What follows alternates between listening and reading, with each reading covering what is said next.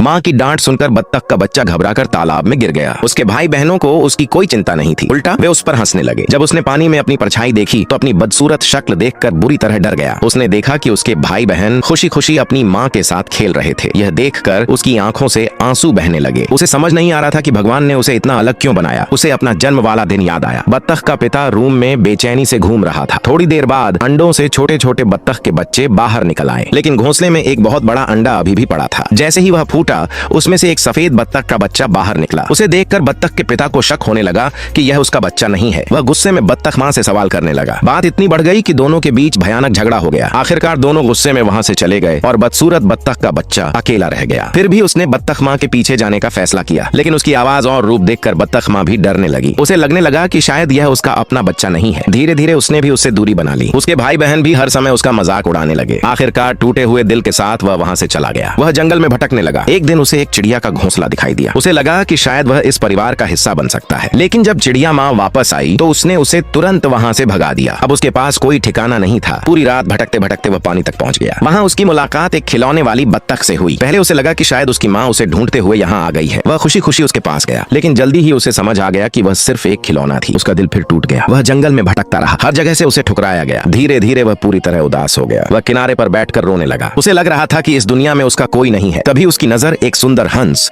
और उसके बच्चों पर पड़ी। अचानक उसे अपने जैसी आवाज सुनाई दी। जब उसने ध्यान से देखा तो वह हैरान रह गया। वे छोटे हंस बिल्कुल उसी जैसे दिखते थे। क्या वे उसके असली भाई बहन थे? वह खुशी से पानी में कूद गया और उनके साथ खेलने लगा। पहली बार किसी ने उसे अलग नहीं समझा। उसका टूटा हुआ दिल धीरे धीरे भरने लगा। तभी हंस माँ ने आवाज लगाई। छोटे हंस अपनी माँ के पास लौट गए। बदसूरत बत्तख का बच्चा फिर उदास होकर मुड़ने लगा, लेकिन तभी छोटे हंस उसके पीछे पीछे आ गए। हंस माँ भी उसके पास आई। उसने प्यार से उसे अपनी बाहों में भर लिया और गले लगा लिया। उसी पल उसे सच्चाई पता चली। वह कोई बदसूरत बत्तख नहीं था। वह एक हंस का बच्चा था जो गलती से बत्तखों के बीच पल गया था। आखिरकार उसे अपना असली परिवार मिल गया। उसका सारा दुख, गुस्सा और अकेलापन खत्म हो गया। वह खुशी से अपनी माँ के गले लग गया।